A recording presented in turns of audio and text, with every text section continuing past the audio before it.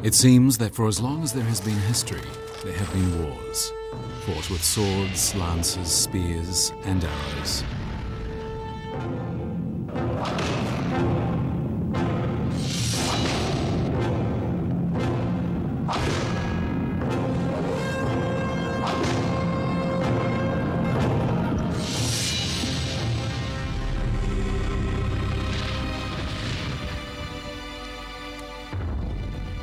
Today we have various records of wars fought in ancient antiquity that determined the course of history.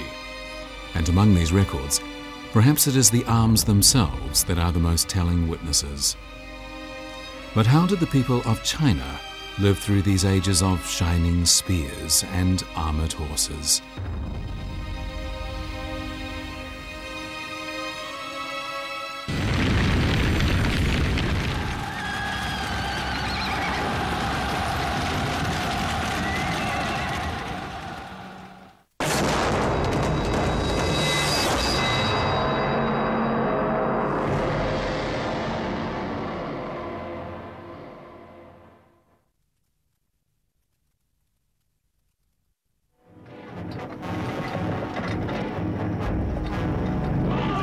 The great poet of ancient times, Qu Yuan, once described the scene of a chariot battle.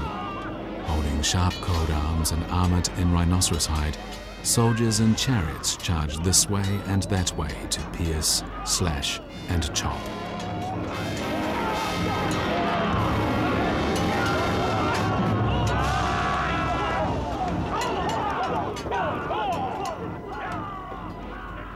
A chariot battle would begin with both sides trying to maneuver in an attempt to flank the enemy from the sides.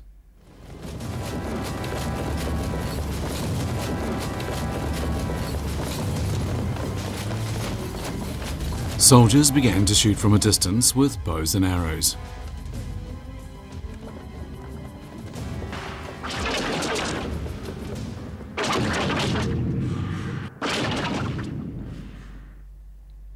When chariots met, their skillful drivers would steer the chariot sidelong to engage the enemy chariot, so that the soldiers on it could engage the enemy using long shaft arms. This form of chariot battle first appeared in the late Shang dynasty.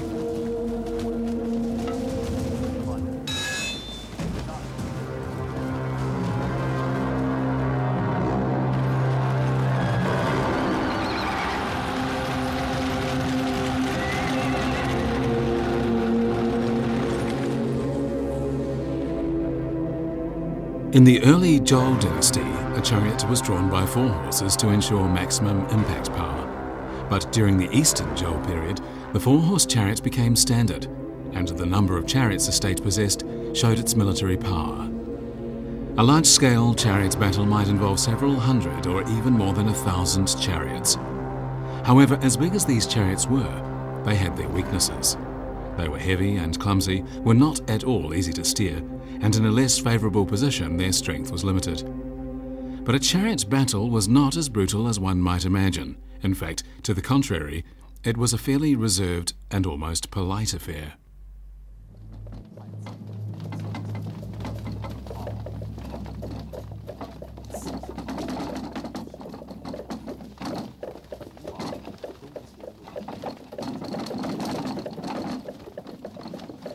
你看，在春秋时候的车站，它的真正交手的时间很短，它时间长的都是宿营，然后做祭祀，还要去挑战，就下战书挑战，还要做各种礼仪，然后双方排好了阵一冲，战争一边胜了一边就败了，败了这边就冲得稀里哗啦就开始往回跑，胜那边就追击，他也追击，他不追太长太远。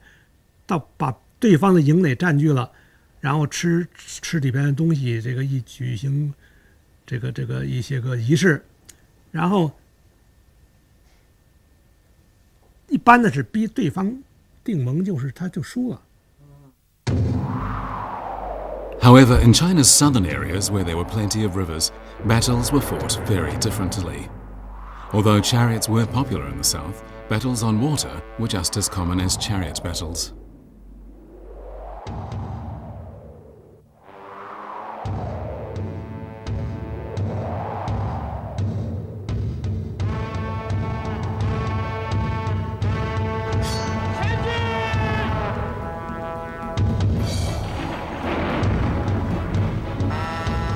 During the spring and autumn and warring states periods, the states of Wu and Ye in the south emerged as formidable powers.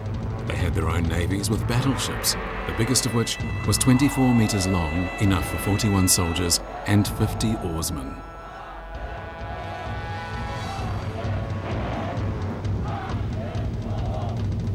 By the Western Han Dynasty, the naval army was as important as the land army. At one point, Emperor Wu Di had a naval army of more than 200,000 troops. 一个是船体很大，可以载很多人啊，多了可以载这个上百人啊，上百人。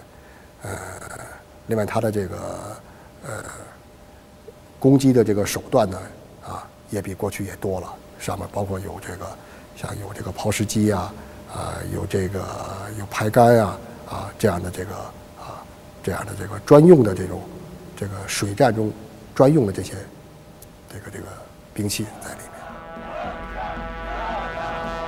By the middle of the Western Han Dynasty, battleships in China were as powerful as, if not more powerful than, those in Mediterranean countries. And this leading edge was retained until the middle of the 15th century. Later, as in the case of the famous battle that took place in Chirbi during the Three Kingdoms period, confrontations between navies became decisive to the outcome of a war. This was seen in the case of Cao Cao, whose troops, while powerful on land, were clumsy when battling on water, and inevitably his troops were defeated by the states in the south. The state of Wu was said to have 5,000 battleships, the largest as tall as a modern 5-story building, and that they were able to transport more than 3,000 troops at one time. Sailing ships complemented by oars and paddles first appeared during the Three Kingdoms period. These ships were more superior in terms of displacement, sailing range, and their ability to engage in battle in distant waters. When famous Ming Dynasty navigator Zheng He led a huge fleet to the west on each of 7 occasions, the largest treasure ship he used, and also the largest wind-propelled ocean ship in the world at the time, was 137 meters long, 56 meters wide, had 9 masts and 12 sails, and was armed with several cannons.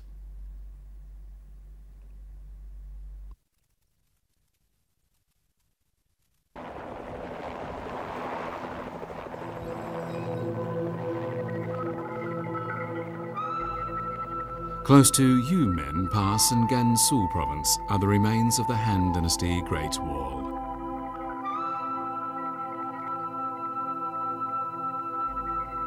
The building of the Great Wall can be traced back to the Spring and Autumn and Warring States periods.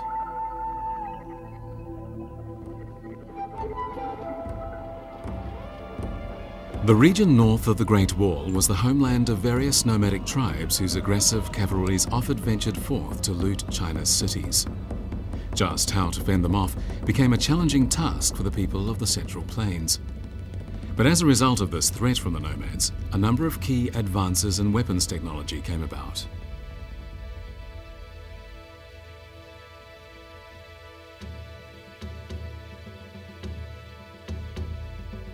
In the north of today's Hebei province, there was once a small state called Zhao. The northern territory of Zhao was often plagued by nomadic looters, and so the state was frequently forced to engage in battles with these nomads on horseback. Due to the hilly topography, however, chariots functioned poorly in this area, and against the skilled warriors riding fast horses, the chariots were clumsy and not adequately maneuverable.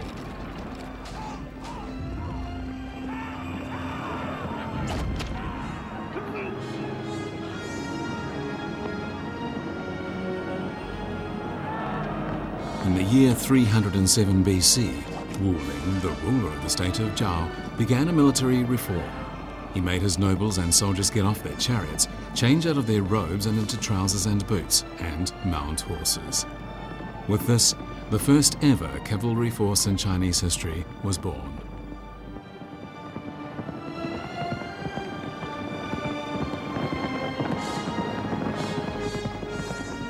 This far-sighted ruler had the first cavalry troops in ancient China.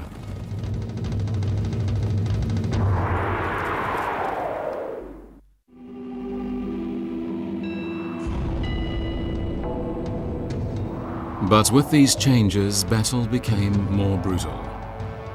However, as unlikely as it may seem, efficient arms did not come about simply to meet battle needs.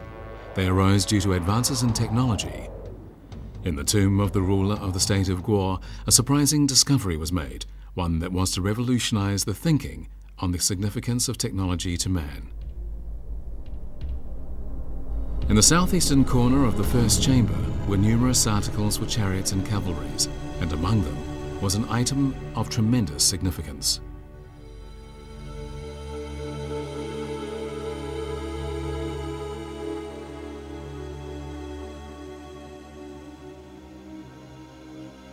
最初露出来的时候呢，是那个玉柄。再往下清出来呢，最初呢，看见了一点锈的痕迹。锈的痕迹呢，这把剑本身它的外面呢有一个制作的非常精致的一个牛皮鞘，软鞘把它在里边插着。那个牛皮鞘的上面的针脚啊，都看得非常清楚。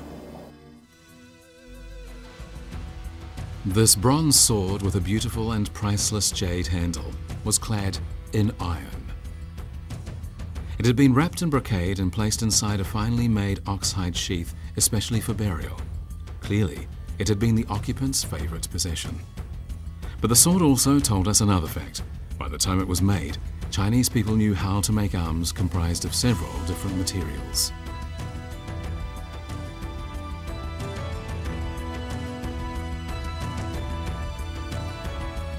Although the sword was rusted, broken in the middle, and was less than impressive at first glance, lab tests proved what it was made of: iron.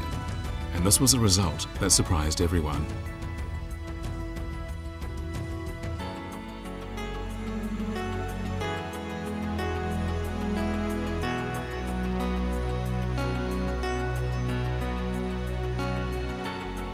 Before this discovery, people commonly assumed that iron metallurgy had become known to Chinese people during the 5th century BC, during the Warring States period.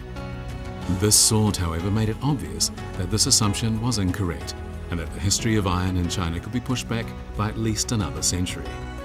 So far, this sword is the oldest relic demonstrating the use of Chinese iron engineering, and so it is termed the first sword in Chinese history.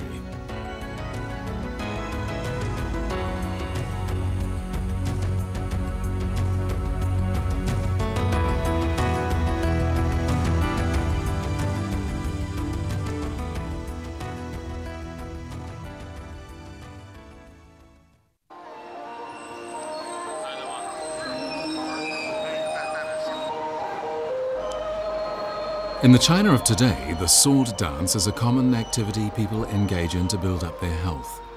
In this case, the sword in the dancer's hand has, of course, become a prop and no longer has anything to do with killing.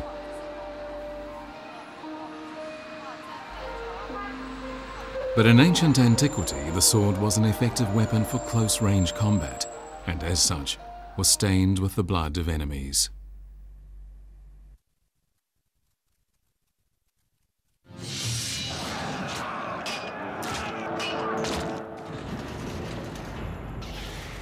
Most of the finest swords came from the states of Wu and Yue.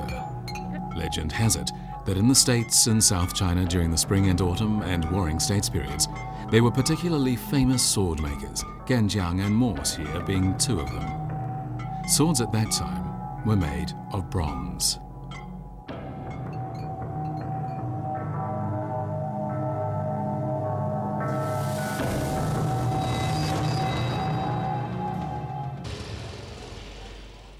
This sword, unearthed in the north of Hubei province, belonged to Gou Jian, the ruler of the state of Yue. More than 2,000 years had passed when the sword was discovered, yet it was still in good condition, neither broken nor rusty, its edges as sharp as the day it was made. The sword bears mysterious diamond-shaped checkers on its body, leading people to wonder how people living 4,000 years ago had made them.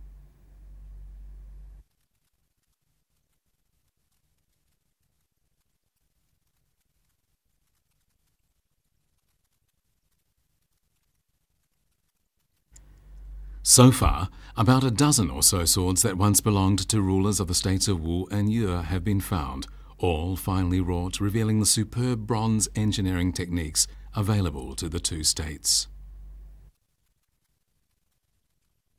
在这剑的两刃部分啊，它就是用这种含锡量比较高的一种青铜合金。那么这样呢，就是能够提高它的硬度。提高它的硬度呢，就是能够做到比较锋利，是吧？就杀伤力能够提高。而且在剑的中级部位呢，它就采用了一种含锡量比较低的一种青铜合金。那么含锡量低了，它的这个韧性就能够提高。硬度降低了，它的韧性就能提高，那么就是它使这个剑呢不容易折断。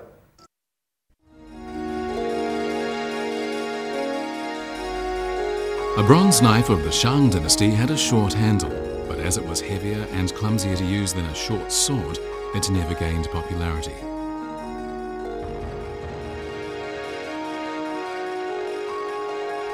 This Western hand knife, a full metre long, is indeed a deadly weapon. 800 years after the Shang dynasty, during the Western Han dynasty, the so-called short knife made a comeback, and it was much tougher than before due to the emergence of iron and steel engineering.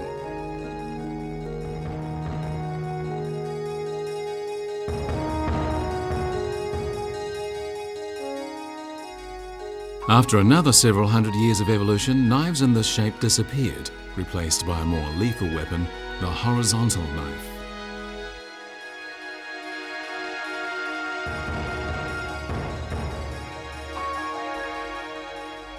More and more varieties appeared, and their ever-improving quality meant they made quite an impression on the battlefield. For soldiers from the Han dynasty down to the Qing dynasty, a period of more than 2,000 years, knives were indispensable.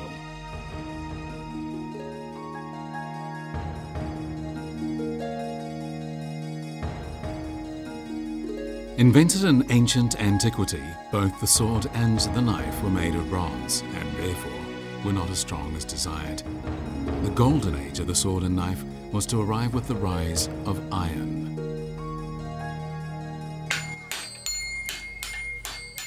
During the Warring States period, mastery of iron metallurgy reached maturity, and the glorious age of bronze was coming to an end. 开始的时候，铁的冶炼、铁的这个铸造，它这个整个工艺还是处于一种比较落后，所以它整个数量上不能取代青铜制作。那么当发展像逐步到了汉代，整个一个冶铁也好，是吧？铸铁也好，它整个的工艺在发展，那么这个也就是很自然的就取代了这个铸铜工艺。 If a small number of bronze arms were still in use in the early Qin and Han dynasties, there were certainly none during the reign of Emperor Wu Di of the Han dynasty.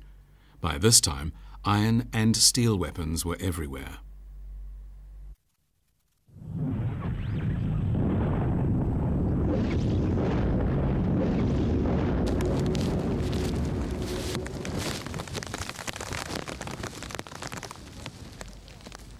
From the remains of an ancient early Western Han city that belonged to the ruler of the state of Yue, many iron products were unearthed.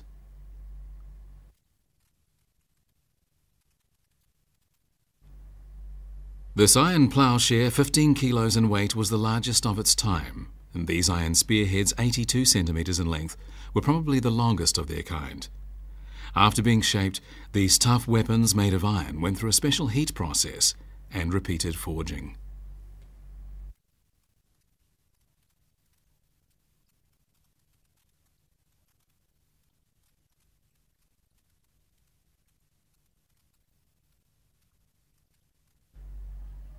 From another early Western Han tomb discovered in Manchang, Hebei province, more than 600 iron pieces were unearthed. Lab tests using the latest technology revealed a surprising fact. The engineering used to create these iron articles was far more advanced than experts had expected. Using primitive methods, workmen had crafted surprisingly high-quality cast iron pieces, even what was known as 100 times tempered steel, products of what was probably the earliest steelworks in human history.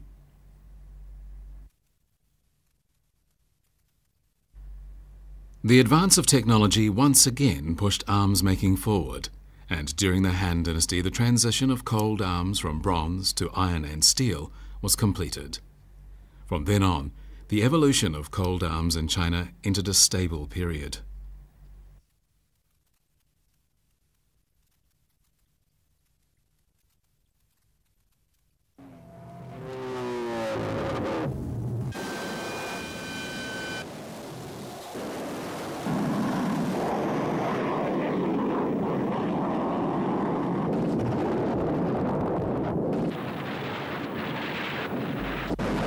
During the First Iraqi War, the US Army defeated hundreds of thousands of Iraqi troops with a loss of just 100 of their own soldiers. Airstrikes undertaken from a long distance played a crucial role in this victory.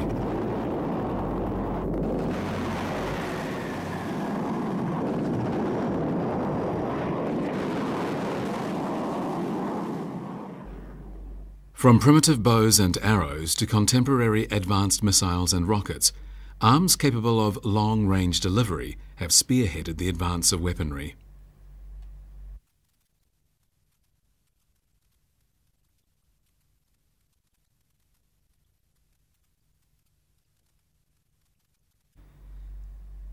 In fact, in ancient times, man had already developed a number of arms for long-distance delivery.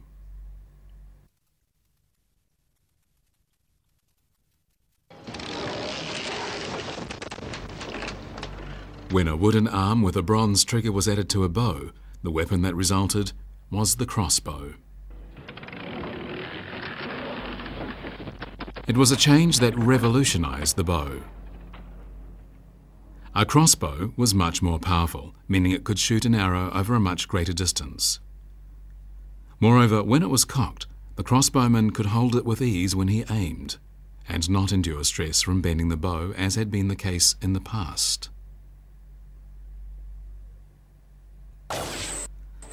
According to records of history, ancient Chinese people invented a multi-arrow crossbow that could shoot many arrows at one time.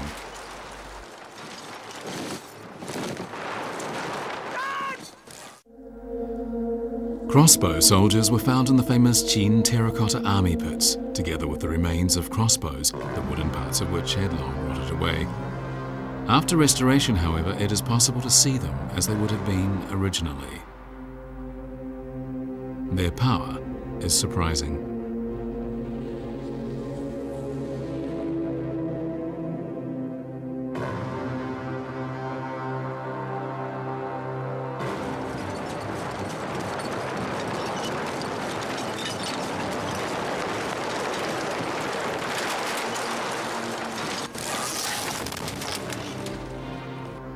A crossbow is quite different from a conventional bow as it involves using the foot, and it requires all of one's body strength to cock it. The range of a crossbow was up to 300 meters, with an effective killing range of about 150 meters, and this obviously made it more powerful than any conventional bows of the time. During the Han Dynasty, crossbow soldiers became an independent army, gaining an important position on the battlefield. The crossbow unit in an army was named 才官绝将.